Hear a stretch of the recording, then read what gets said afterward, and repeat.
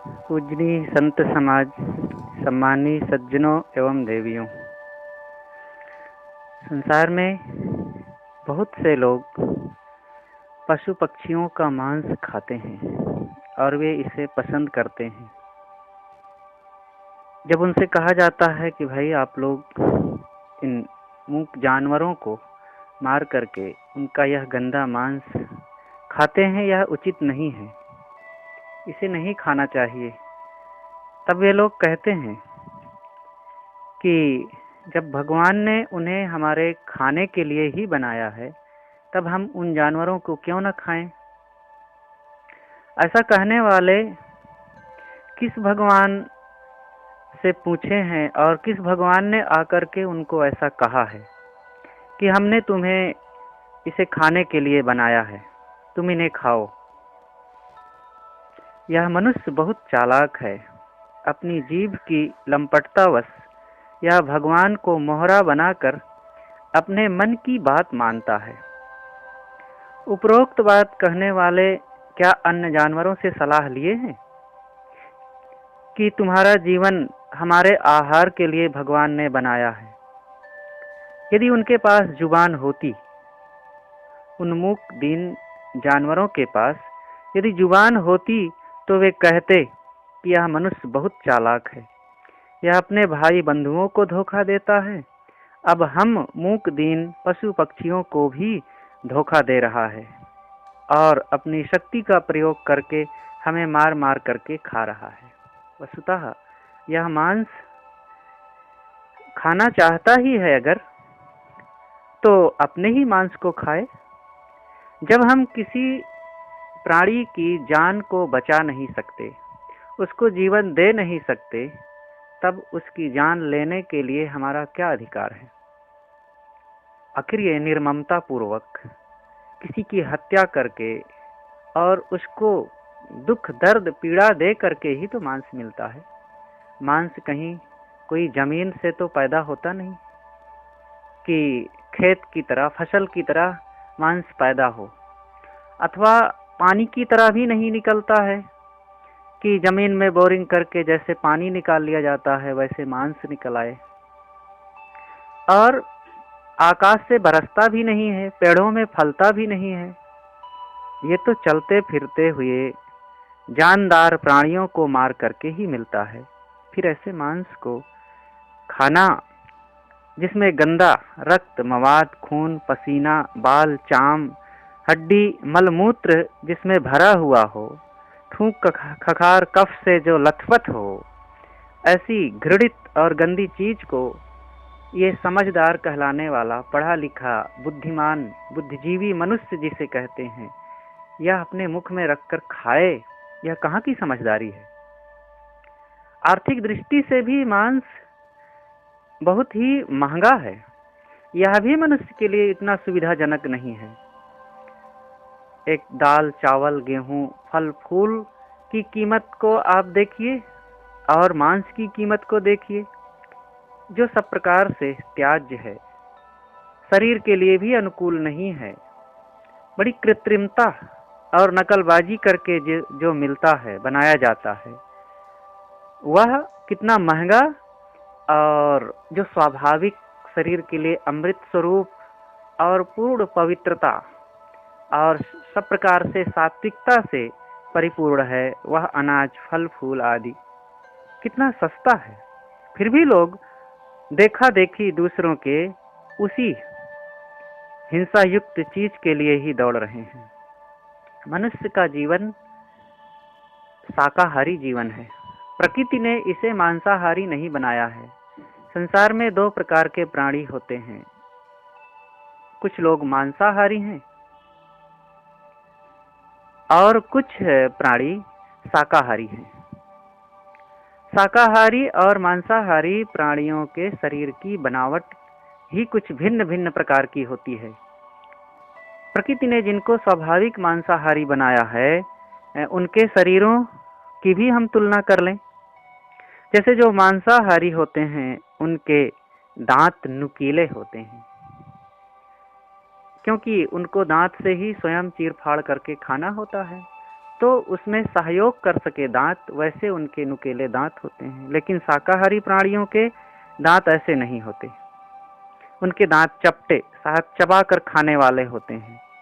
जैसे गाय, बैल, घोड़ा, ऊंट आदि ये जानवर सब शाकाहारी हैं, वैसे उनके दांत भी चपटे हैं। और मनुष्य के भी दांत बिल्कुल वैसे ही हैं, शाकाहारी प्राणियों की तरह। तो अन्य जो प्राणी मानवेतर प्राणी हैं, वे प्रकृति के नियम का पूर्ण पालन करते हैं।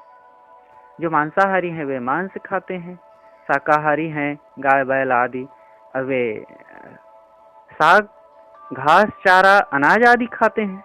लेकिन मनुष्य को तो देखो, ये प्रकृति के नियम का भी उल्लंघन करता है।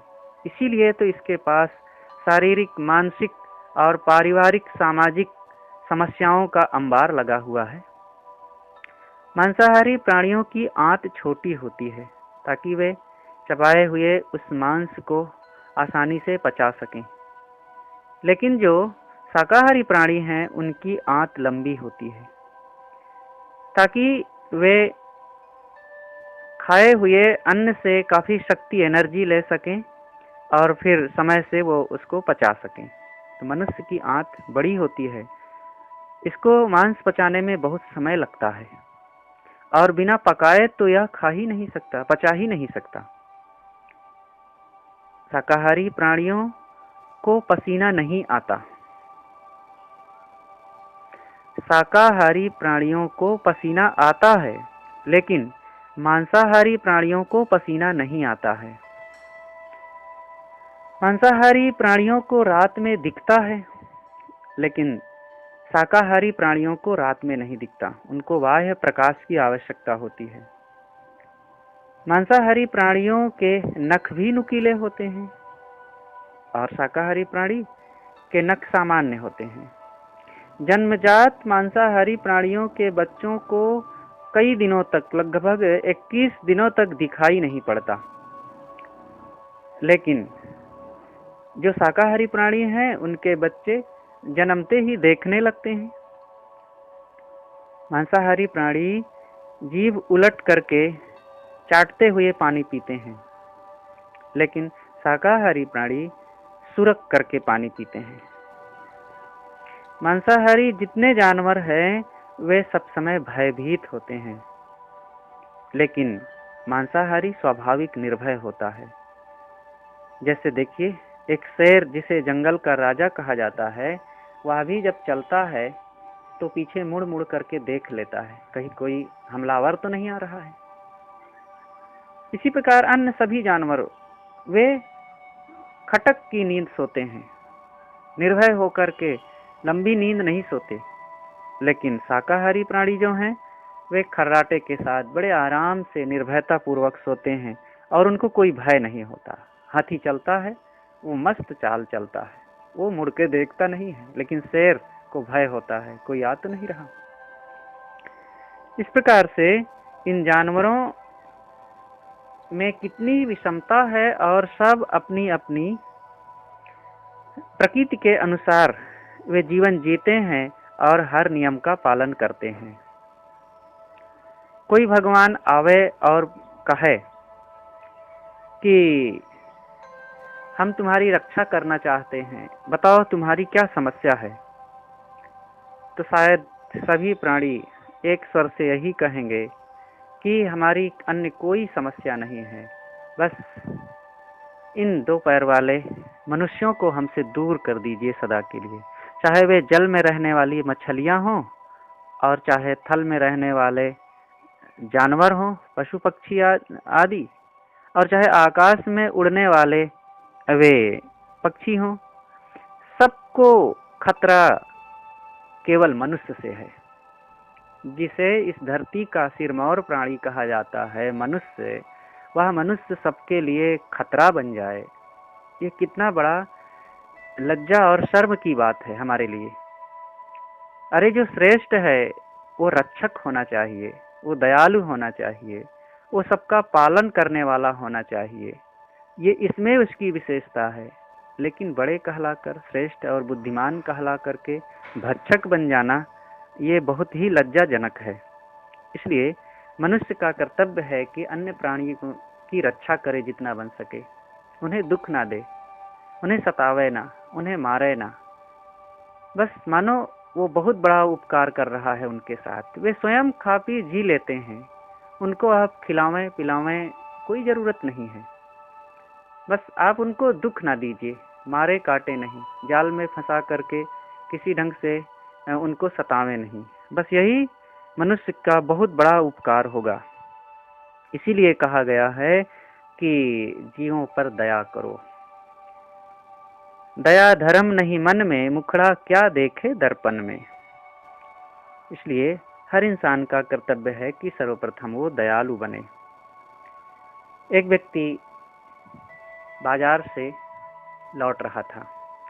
उसके घर पर कुछ मेहमान आए हुए थे और उसने अपनी गृहिणी को बता करके बाजार की ओर चला गया।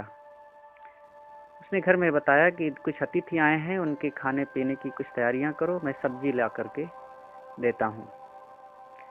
तो सब्जी लेने गया और बाजार में जहाँ पर टमाटर आलू बैगन आदि बिक रहे थे वहाँ कोई भीड़ नहीं थी।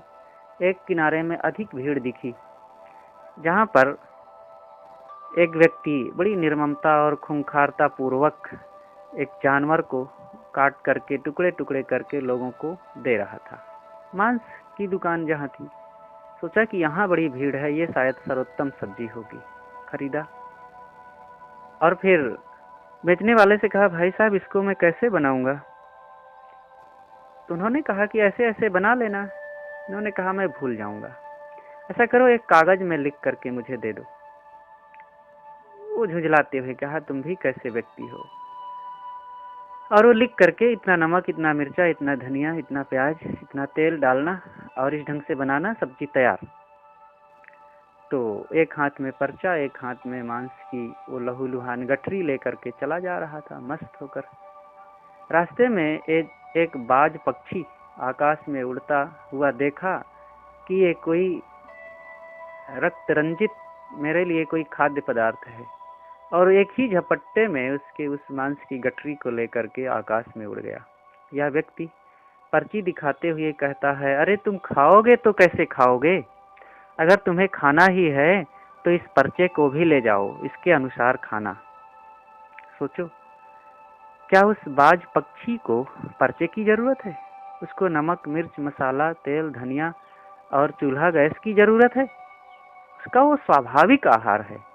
इसलिए मनुष्य को विचार करना चाहिए और इन पशु पक्षियों के हिस्से में आए हुए उस गंदे आहार को त्याग करके पवित्र आहार की तरफ लौटना होगा। क्योंकि मनुष्य के लिए खाने पीने के लिए संसार में अगणित चीजें हैं। प्रकृति ने खूब प्रचुर मात्रा में इसे फल फूल मेवे मिष्ठान दूध दही अन्न सब कुछ दिया है, और इन सब को छोड़ करके उन जानवरों के आहार को खाना पीना बहुत ही निंदनीय है। एक व्यक्ति था, उसने कहा कि मैं शास्त्रों से सिद्ध कर सकता हूं कि मांस खाना गलत नहीं है। सुनने वाले ने कहा, आप पढ़ लिख करके मनुष्य और बुद्धिमान विद्वान होकर के शास्त्रों से सिद्ध करोगे मांस खाना चाहिए? अरे वो कुत्ते बिल्ली भेड़िया सियार और चील गिद्ध कौवे आदि तो बिना शास्त्र के ही खाकर सिद्ध कर रहे हैं कि मांस खाना चाहिए। अगर मनुष्य होकर के यही सिद्ध कर रहे हैं तो उन कौवे और चील और भेड़िए और सियार से बढ़कर तो ना हुए हैं।